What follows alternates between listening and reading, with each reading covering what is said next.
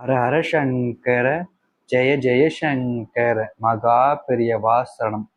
கிருஷ்ணனை நினைத்து கொண்டு நீ இந்த ஒரு மந்திரத்தை மட்டும் வீட்டில் இருந்தபடியே சொல்லிட்டு வாய். உன்னை பிடித்த பீடை தரித்திரங்கள் ஒழியும். நீ செய்த பாவங்களில் உனக்கு விமோச்சனம் கிடைக்கும். உன் வாழ்நாள் கஷ்டங்கள் அனைத்திற்கும் தீர்வு கிடைத்து உன்னுடைய வாழ்க்கையவே தலகீழா மாத்திடும். அப்பேற்பட்ட சக்தி வாய்ந்த ஒரு மந்திரத்தை பற்றி பார்க்க போகிறோம். முக்கியமா இந்த ஒரு மந்திரம் நீங்க சொல்வதற்கு முன்பு கிருஷ்ண பகவானத்தோட அருள் உங்களுக்கு கிடைச்சால் மட்டும்தான் சொல்லவே முடியும். இது ரொம்ப அதிசக்தி வாய்ந்த மந்திரம். ஏன்னா நிறைய நபர்களுக்கு இப்படிப்பட்ட மந்திரம் இருப்பதே தெரியாது. முக்கியமா அவங்களுக்கு தெரிஞ்சிருந்தாலும் அது அவங்களால தினமும் சொல்லி வர முடியாது. காரணம், இது ஒரு சில நபர்களால் மட்டுமே சொல்ல வாய்ப்புகள் கிடைத்த ஒரு மந்திரம். இதை சொல்றச்சே அவங்களுடைய வாழ்க்கையில் இருக்கக்கூடிய செய்த பாவங்களுக்கும் அவங்களுடைய வாழ்க்கையில் அவங்களை சுற்றி தெரியக்கூடிய பீடை தரித்திரங்கள் அனைத்தையுமே இது மொத்தமா ஒழிச்சிடும். அவங்களுடைய வாழ்க்கையை விட்டு தூரமா கொண்டு போயிடும். இதை யார் நினைத்தாலும் இனி தடுக்க முடியாத அளவுக்கு உங்களுடைய வாழ்க்கை மாறும். அவ்வளோ சக்தி இந்த ஒரு மந்திரத்துக்கு இருக்கிறது. அப்பேற்பட்ட மந்திரத்தை பற்றி பார்ப்போம். அதற்கு முன் நம்மோட சேனலுக்கு நீங்கள் ஒரு புதிய பொருள் சேனலை மறக்காம சப்ஸ்கிரைப் பண்ணிக்கோங்க. கிருஷ்ண பகவானத்தோட அருள் உங்களுக்கு கிடைச்சிருச்சுனாலே மட்டுமே இதை சொல்ல முடியும். அதனால நம்ம சேனலை நீங்க ரெகுலரா ஃபாலோ பண்றீங்கன்னா, சப்ஸ்கிரைப் பண்ணிக்கிட்டீங்கன்னா அடுத்தடுத்து நம்ம போகிற தகவல் எல்லாம் உங்களுக்கு நோட்டிஃபிகேஷன் வந்துகிட்டே இருக்கும். கிருஷ்ண பகவானத்தோட அருள் உங்களுக்கு இருக்குதுனாலே நிச்சயமா அந்த ஒரு மந்திரத்தை சொல்ல முடியும். அதற்கு முன்பு முன்னொரு காலத்துல நடந்த ஒரு விஷயத்தை பத்தி பார்ப்போம். பெரியவாவை சந்திக்க ஒரு நாள் ஒரு பக்தன் வந்திருந்தான். அந்த பக்தனுடைய வாழ்க்கையில நிறைய தவறுகள் செஞ்சுட்டான் தெரியாமலே. அது எப்படி சொல்றதுன்னா, அவன் வாழ்க்கையில தனக்கு வேணும் அப்படின்றதுக்காக மற்றவங்களோட வாழ்க்கையில கெடுதல் நடக்கும்னு நினைக்காம தனக்கு வேணும் அப்படின்றதுக்காக பல விஷயங்கள் பண்ணியிருக்கான். இதே போல நிறைய விஷயங்கள் செஞ்சு அவனுடைய வாழ்க்கையில சில பல பாவங்களை சேர்த்துட்டான். அது மட்டும் இல்லாம பூர்ண ஜென்மத்திலாம் பார்க்கும்போது அவனுடைய வாழ்க்கையில ஒரு சில தவறான விஷயங்கள் செஞ்சிருக்கிறது தெரிய வந்துச்சு. பெரியவாவுக்கு தெரியும்லவா? பெரியவா பார்த்தா, பெரியவா நான் செஞ்ச தப்புக்கெல்லாம் எனக்கு தீர்வே கிடைக்காதா? இதுலேருந்து எனக்கு விமோச்சனம் கிடைக்காதா? என்னுடைய வாழ்க்கை நல்லபடியா மாறாதா? நான் நினைச்ச மாதிரி என்னுடைய வாழ்க்கை கிடைக்காதா அப்படின்னு அந்த பக்தன் பெரியவாட்ட கை கூப்பிடி கண்ணீர் விட்டு அழக ஆரம்பிக்கான். அங்க இருக்கக்கூடிய நபர்கள் எல்லாருமே பாக்குறாங்க. அந்த அளவுக்கு சத்தமா அழுறான். அவனுடைய கண்ணீரை பார்க்கும்போது ஒரு சில அந்த பக்தர்களுக்கெல்லாம் கண்ணீர் வர ஆரம்பிக்கும். அவன் செஞ்ச பாவங்களுக்கு விமோச்சனம் கிடைக்காதான்ற கேள்வி அவனுடைய மனசு போட்டு கொடுத்தது. எப்படியாச்சும் நல்லபடியா வாழணும் அப்படின்ற எண்ணம் அவனுக்கு வந்துருச்சு. நீ தப்பு செய்ய மாட்டேன்ற எண்ணமும் உனக்கு வந்துருச்சு. இதனால வரைக்கும் செஞ்சது தெரியாம செஞ்சுட்டான். அவனுடைய வாழ்க்கையில மாற்றம் ஏற்படணும்னே பெரியவாக்கு ஒரு தோணுச்சு. அதுக்கப்புறமா பெரியவா சொல்றா, சரி கவலைப்படாத, அவனுக்கு ஒரு விஷயத்த சொல்றேன், நீ அதை கேளு. அப்ப நிச்சயமா உனக்கு எல்லாத்துக்கும் பலன் கிடைக்கும், விடை கிடைக்கும் அப்படின்னு பெரியவா சொல்றான். அதுக்கப்புறமா அங்க இருக்கக்கூடிய எல்லா பக்தர்களும் கேட்க முடியும். முக்கியமா இந்த மனசு உடஞ்சு வந்த பக்தனுக்கும் எல்லா விஷயம் தெரியணும் அப்படின்றதுக்காக சத்தமா சொல்ற பெரியவா. ஒரு காலகட்டத்துல நம்முடைய அதாவது பார்த்தீங்கன்னா கிருஷ்ண பவனத்தோட மறுபிறவியா இருக்கக்கூடிய அந்த டைம்ல இந்த பூலோகத்துல நடந்த ஒரு விஷயம். அப்போது 2 நண்பர்கள் இருந்தார்கள். ஒரு நண்பன் மிகவும் நல்லவன், எந்த கெடுதலும் யாருக்கும் செய்ய மாட்டான், எப்ப பாரு சந்தோஷமா இருப்பான், மற்றவங்களை சந்தோஷப்படுத்தி பார்க்கறதுல இவனுக்கு ரொம்ப சந்தோஷம், அவ்வளவு நல்லவனா இருந்தான். இன்னொருத்தன் கொஞ்சம் தப்பானவன், மற்றவங்களை பத்தி யோசிக்க மாட்டான், மற்றவங்களுக்கு நிறைய கஷ்டம் கொடுப்பான், தனக்கு சந்தோஷப்படுது அப்படின்றதுக்காக மற்றவங்களை நிறைய கஷ்டப்படுத்தி தவறான விஷயங்கள்லாம் பண்ணுவான். முக்கியமா நிறைய பேர்த்த ஏமாத்தி பல தவறான விஷயங்கள் பண்ணி அவனுடைய வாழ்க்கையில சந்தோஷமா இருக்கணும்னு ஆசைப்பட்டான். இப்படியே அவனுடைய வாழ்க்கையில அவனோட நண்பனும் இவனும் ஒரே மாதிரி, அதாவது கொஞ்சம் வேற வேறையா இருந்தாலும் ஆனா நண்பர்களா இருந்தாங்க. என்னதான் 2 பேரும் நண்பர்களா இருந்தாலும் அந்த நல்ல நண்பன் பார்த்தீங்கன்னா கடவுள் மேல தீவிர பக்தம் உள்ளவன். தினமும் 2 வேளை தொழுது 2 வேளை கொழிச்சு ரொம்ப பக்தியா இருப்பான்.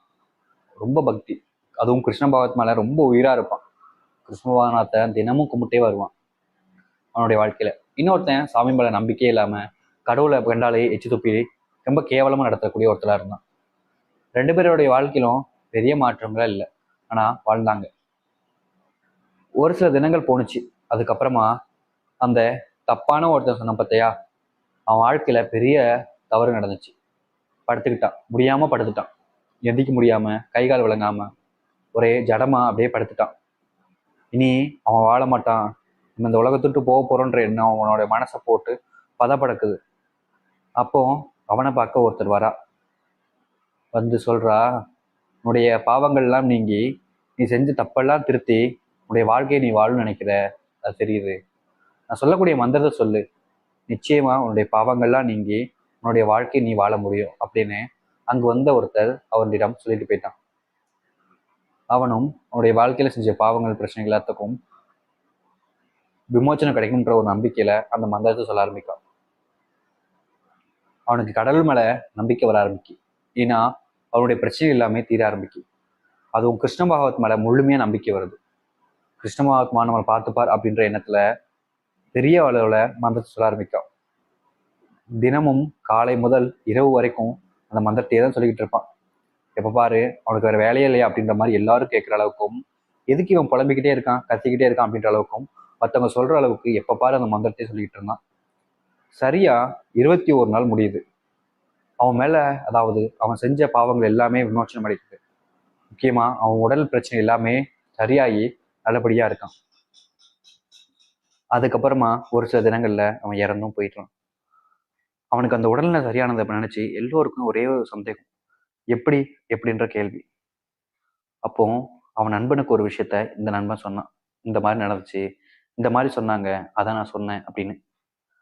அவன் நண்பனுக்கு, அந்த நல்ல நண்பனுக்கு ஒரே தப்பான எண்ணங்கள் வர ஆரம்பிக்கு.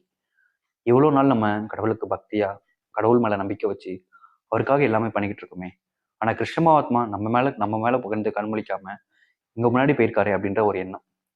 இனி நான் எதுக்கு நல்லவனா இருக்கணும், நான் மாறிடுறேன், நான் தப்பானவனாவே இருக்கேன், கடைசி நிமிடத்துல இதை சொன்னா எல்லாமே சரியாயிரும்ல, அப்புறம் ஏன் நான் கவலைப்படணும் அப்படின்னு அந்த நல்ல நண்பனா இருந்த ஒரு நண்பன் தப்பா மாறுறான். அந்த கெட்ட நண்பனா இருந்து நல்ல நண்பனா மாறினவன் எப்படியோ போயிட்டான். ஆனா நல்லவனா இருந்த ஒருத்தன் இப்போ கெட்டவனா மாறிட்டான். காரணம், அவனுடைய வாழ்க்கையில் அனைத்திற்கும் தீர்வு கிடைக்கின்ற ஒரு தைரியம் வந்துருச்சு. விமோச்சனம் கிடைச்சிரும் நம்ம செஞ்ச விஷயங்கள் எல்லாத்துக்கும்ன்ற ஒரு எண்ணத்துல அவன் சொல்லிட்டான். அதுக்கப்புறமா அவன் வாழ்க்கையில நிறைய தவறுகள் பண்ண ஆரம்பிக்கான். நிறைய குடும்பத்துகளை சீரழிக்கான். கொடுமைக்கு மேல கொடுமைகள், அக்கிரமங்கள் பண்ண ஆரம்பிக்கான். யாருப்பா இவன் இப்படி பண்றான் அப்படின்ற மாதிரி அங்க இருக்கக்கூடிய மக்கள் எல்லாத்துக்கும் எண்ணங்கள் வருது.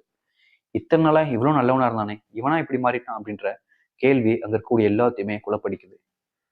ஐயையோ அப்படின்ற அளவுக்கு எல்லாருமே அவனை பார்த்து பயப்படுறாங்க. ஏன்னா அந்த அளவுக்கு அவனுடைய செய்கைகள், தெவல்கள் எல்லாமே மாறிடுச்சு. இப்படிப்பட்ட ஒருத்தனா அப்படின்ற எண்ணங்கள் வரைக்கும் கேட்க ஆரம்பிச்சிருச்சு. அவனுக்கு வீட்டுல இருக்கக்கூடியவங்ககிட்ட சொல்லிட்டான், கடைசி தருவாயில எனக்காக இந்த ஒரு மந்திரத்தை என்கிட்ட சொல்லுங்க, நான் மறந்துட்டா கூட நீங்க எனக்கு சொல்லி ஞாபகப்படுத்துங்க அப்படின்ற மாதிரி. ஏன்னா அந்த முனிவர் என்னோட சொல்லும்போது இது எல்லாராலையும் சொல்லிட முடியாது அப்படின்ற ஒரு விஷயத்த சொல்லிட்டு போயிருக்கான். அதுக்கப்புறமா இவனுடைய வாழ்க்கையில அவன் செஞ்ச பாவங்கள்லாம் நீங்கணும் அப்படின்றதுக்காக மனசுல நினைச்சுக்கிட்டு இருக்கும்போது, இதை ஏன் நம்ம மட்டும் சொல்லணும், எல்லாத்துக்குமே சொல்லணும் அப்படின்னு எல்லாருக்கும் கேட்க முடியா சத்தமா சொல்லிட்டு போயிருக்கான். எல்லாரும் இதை கேட்டாங்க. அப்ப எல்லாருமே சொல்லிட்டு வருவாங்க, நல்லது நடக்கும்னு நம்பிட்டு இவன் போயிட்டான். ஆனா உண்மை என்னன்னா அங்க இருக்கக்கூடிய யாருக்குமே அது புரியல. அங்க வந்தவங்க எல்லாரும் யாரு இவன், எதுக்கு இப்படி கத்திட்டே போறான் அப்படின்ற மாதிரிதான் கேள்விகளும் மனசுக்குள்ள குழப்பங்களும் இருந்துச்சு. இப்படியே நாட்கள் கடந்து போகுது. அவனுடைய பாவங்கள் அச்சரங்கள் எல்லாமே கூடிக்கிட்டே இருக்கு. இதுக்கப்புறம் என்ன பண்ண போறான்ற அளவுக்கு ரொம்ப பாவங்கள் பண்ணிட்டான். ஒரு நாள் படுத்த படுக்கையா படுத்துக்கிறான். அவனுடைய வீட்டில் இருக்கக்கூடிய தாயாரும் மனைவியும் ரொம்ப நல்லா பார்த்துக்கிட்டே இருக்காங்க. அவன் மனசுல கூடிய எண்ணங்கள் எல்லாமே நீங்கி அவனுடைய நிறைய ஞாபக சக்திகள் இழக்கிறான். என்ன சொல்லணும், என்ன பண்றோம் அப்படின்ற ஒரு ஞாபகமே இல்லாம இழந்து போறான். அவனோட வீட்டுல கேட்கிறான், நான் உங்கள்கிட்ட சொன்னல ஒரு மந்திரத்தை, அதை சொல்லுங்க அப்படின்னு.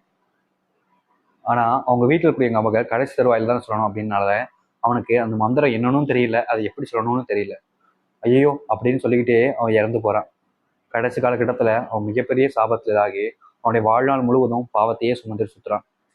உங்களுடைய வாழ்க்கையில நீங்க நல்லது செஞ்சாதான் நல்லது நடக்கும், கெட்டது செஞ்சாதான் நல்லது நடக்கணும் இல்லை. நீங்க செஞ்ச தவற உணர்ந்தீங்கன்னா, மனசார உணர்ந்தீங்கன்னா வாழ்க்கையில மாற்றமே இருக்கும். அப்பேற்பட்ட விஷயம் தான் அன்று நடந்தது அப்படின்னு பெரியவா சொல்லி, நீ பண்ண இப்போ உணர்ந்துட்ட, அதாவது நீ பண்ணது தப்புதான்ன்றது உனக்கே தெரியுது, அதை திருத்திக்கணும்னு நீங்க வந்த பத்தியா, உன்னுடைய வாழ்க்கையில நீ செஞ்ச பாவங்கள் அனைத்திற்கும் தீர்வு இப்ப கிடைக்கும். இந்த ஒரு மந்திரத்தை சொல்லிவா அப்படின்னு பெரியவா சொன்னான். அந்த மந்திரம் இதுதான். பெரியவாக்கும் சரி அந்த பக்தனுக்கும் சரி சொன்ன மந்திரம் இதுதான். ஹரே கிருஷ்ணா ஹரே கிருஷ்ணா கிருஷ்ண கிருஷ்ண ஹரே ஹரே, ஹரே ராமா ஹரே ராமா ராம ராம ஹரே ஹரே, ஹரே கிருஷ்ணா ஹரே கிருஷ்ணா கிருஷ்ண கிருஷ்ண ஹரே ஹரே, ஹரே ராமா ஹரே ராமா ராம ராம ஹரே ஹரே. இதை ஒரு நாளைக்கு ஒரு முறை தான் சொல்லணும்னு இல்லை, உனக்கு எவ்வளவு நேரம் தோணுதோ சொல்லு. அப்படின்னு சொல்லி அனுப்பினான். அவனுடைய பாவங்களும் தீர்ந்து வாழ்க்கை நல்ல மாற்றம் ஏற்பட்டுச்சு. உங்களுடைய வாழ்க்கையில நல்ல விஷயங்கள் ஏற்படணும், நல்லது நடக்கணும்னா நீங்க சொல்ல வேண்டிய ஒரே ஒரு மந்திரம் அது இதுதாங்க.